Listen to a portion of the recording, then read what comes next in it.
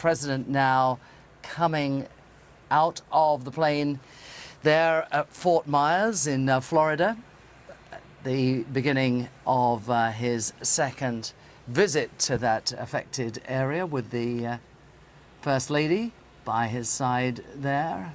And he's meeting some of the local officials who've been working, of course, around the clock in recent days to try to restore power and to get people back into their homes. But this is a rebuilding effort that will take weeks, months, possibly even years, given the extent of the damage and the devastation down there. Just to go back to what we were talking about the so-called Dreamers program, that's the agreement that President Obama put into place basically to allow young immigrants brought to the United States illegally to remain here. Well, President Trump, of course, had disbanded that program. He'd given Congress 6 months to craft a solution to the situation. And, well, now, as I say, he appears to be close to some sort of agreement with top Democrats in Congress following that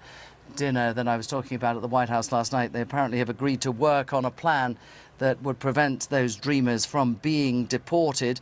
Disagreement, though, on whether such a plan would be linked to the building of the wall along the border with Mexico. That's something that was a cornerstone of President Trump's run for office. Now, the Democrats oppose any such measure. They don't want to see the wall. And it's difficult, I think, to see how President Trump could, on the one hand, renew the DACA program, as he seems inclined to do, whilst also retreating from his promise to build that wall without at the same time alienating many of the voters who put him in the White House. So we will wait to see. Conflicting accounts as to whether the two are linked. The president still greeting people there on the tarmac at Fort Myers. And as I say, he will be joined in his trip around the affected area by the Vice President Mike Pence. We see him just there beside the president, and they will be looking around Fort Myers before going by chopper to the city of Naples to meet residents tackling the aftermath of the effects of Hurricane Irma, Ben.